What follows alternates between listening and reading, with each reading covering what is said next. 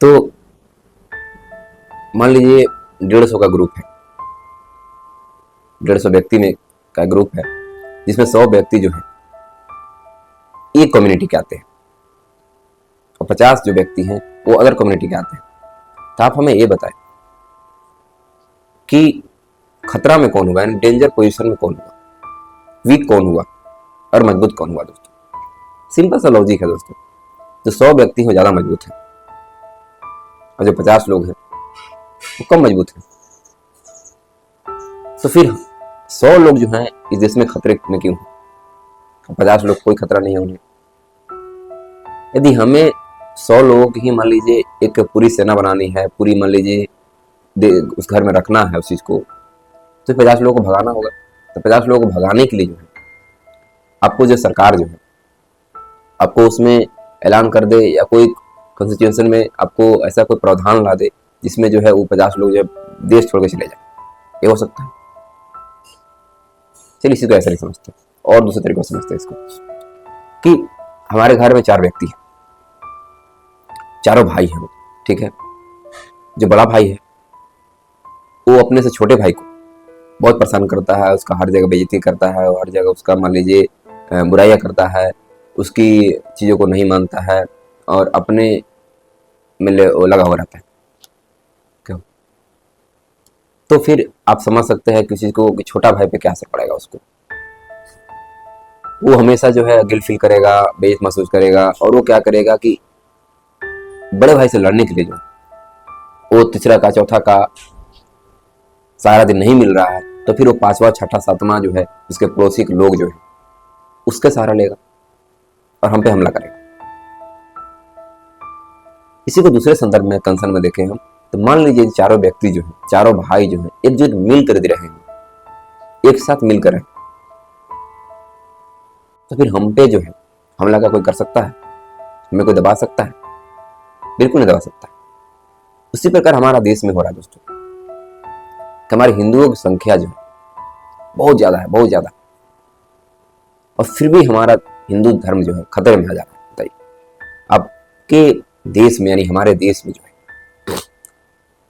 Prime minister भी हिंदू हैं, home minister भी हिंदू हैं, 90% स्टेट के मुख्यमंत्री भी हिंदू हैं, रक्षा मंत्री भी हिंदू हैं, आपको रेल मंत्री से लेके सड़क मंत्री तक लेके सब के सब हिंदू हैं।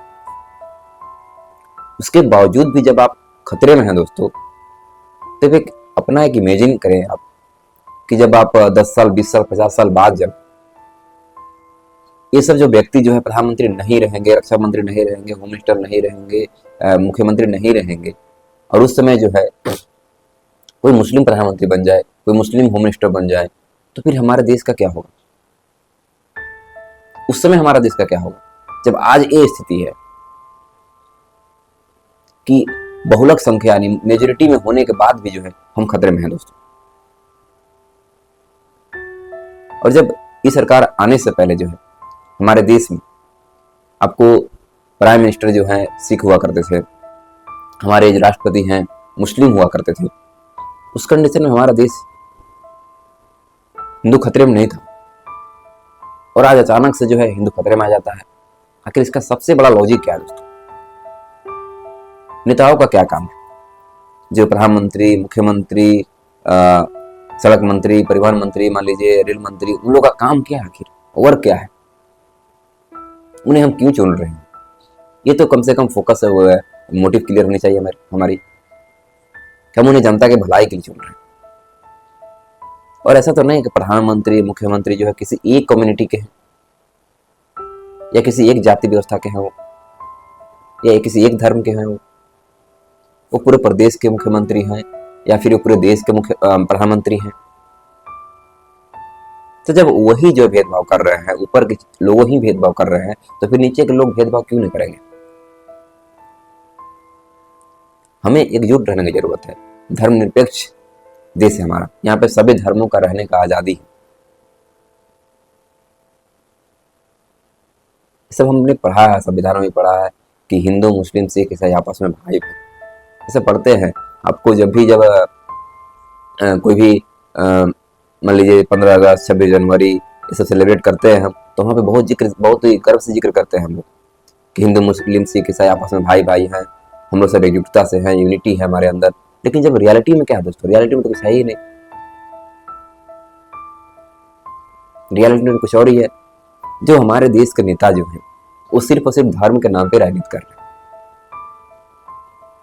सनातन धर्म बना रहे हैं।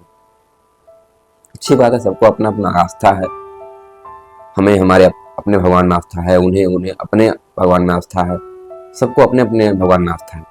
लेकिन हम यदि अपने विचार जो है, ये हमारा ओपिनियन, हमारा पॉइंट ऑफ व्यू है कि जब हमारे देश के लीडर जो है, हमारे देश के पॉलिटिशियन जो है, हिंदू मुस्लिम को छोड़कर, वेज नॉन वेज को छोड़कर, जाति पाति को छोड़कर, इससे ऊपर उठ कर जो है यदि राजनीति करे तो क्या हमारे देश में विकास नहीं होगी? बिल्कुल होगी। लेकिन इसे कर नहीं पाएंगे। क्यों नहीं कर पाएंगे? जब ये सबसे ऊपर उठ जाएंगे सब चीजों से, तो उन्हें कोई मुद्दा ही नहीं मिलेगा हम जैसे आम जनता को मूर्ख बनाने का। क्योंकि उन्हें जो है सबसे बड़ा ब्रह्मास्त्र जो है दोस्तों यही नजर आता है, हिंदू मुस्लिम, वेज नॉन वेज। जो वेज खा रहा है वो हिंदू हो गए, जो नॉन वेज खा रहे हैं वो मुस्लिम हो। ये हुई हमारे देश में संस्कृति। और हिंदू राष्ट्र का हम विरोध नहीं करते। हिंदू राष्ट्र है और रहेगा हमारा देश, क्योंकि हमारे देश में हिंदुओं की संख्या बहुत ज्यादा है, मैक्सिमम है, मैक्सिमम। यदि आउट ऑफ 100 मिलाया जाए तो हम 80 हैं तो वो 20 हैं। फिर भी इसके बावजूद भी हम खतरे में क्यों हैं भाई? खतरे में तो उनको होना चाहिए, हमसे कम है संख्या में भी और पावर में भी कम है। इसे जो है सोचने समझने की जरूरत है दोस्तों। और इस जो हमारे वीडियो पे जो लोग अंधभक्त लोग जो कमेंट करते हैं और मान लीजिए ज्ञान की बातें करते हैं, बोलते हैं कि आप हिंदू को